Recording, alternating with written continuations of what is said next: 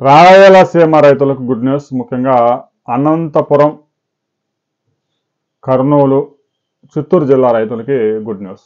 ఏమిటి good news అంటే, రాయలసీమలోనే అత్యంత కరువు ప్రాంతాల నుంచి ప్రవహిస్తున్న అంద్రి నేవా కాలువని మరింత పెద్దగా చేసి మరో 3 లక్షల ఎకరాలకు సాగునీరు అందించేందుకు రాష్ట్ర ప్రభుత్వం 3,000 కోట్ల రూపాయలు కేటాయించింది. రాబోయే కొద్ది రోజుల్లోనే పనులు ప్రారంభం కాబోతా ఉన్నాయి. ఎన్టీ రామారావు మానస పుత్రికైన అంద్రి నేవా ప్రాజెక్టుని చంద్రబాబు నాయుడు 2014లో మూడోసారి ముఖ్యమంత్రి అయిన తర్వాత పరుగులు పెట్టించారు. దాదాపుగా 5,200 కోట్లు ఖర్చు చేశారు.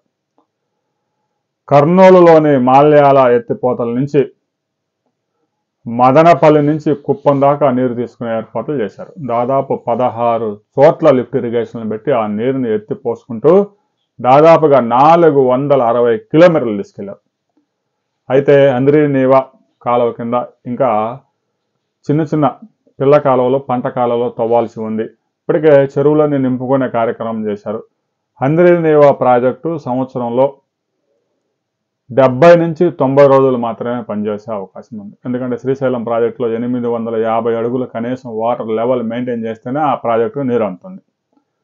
అయితే రాబోయే రోజుల్లో ఈ ప్రాజెక్ట్ని వెడల్పు చేయబోతున్నారు. ఈ కాలువల యొక్క కెపాసిటీ పెంచుకొని లిఫ్ట్లు కూడా మరికొన్ని పంపులు కూడా పెట్టుకొని తక్కువ రోజుల్లోనే, ఒక 70 రోజుల్లోనే దాదాపుగా ఒక 30 టీఎంసీలు కనుక చెరువులోనే నింపుకుంటే 8 లక్షల ఎకరాల్లో సాగు చేసుకోవచ్చు. ముఖ్యంగా ఉద్యాన పంటలు అయితే 15 లక్షల ఎకరాల్లో డ్రిప్ ఇరిగేషన్ ద్వారా సాగు చేసుకోవచ్చు. రాబోయే రోజుల్లో రాయలసీమని ఉద్యాన హబ్గా మార్చేందుకు రాష్ట్ర ప్రభుత్వం మరిన్ని రాయితీలు ప్రకటించబోతా ఉంది. ఆ రాయితీ వివరాలతో మరో వీడియోలో తెలుసుకుందాం.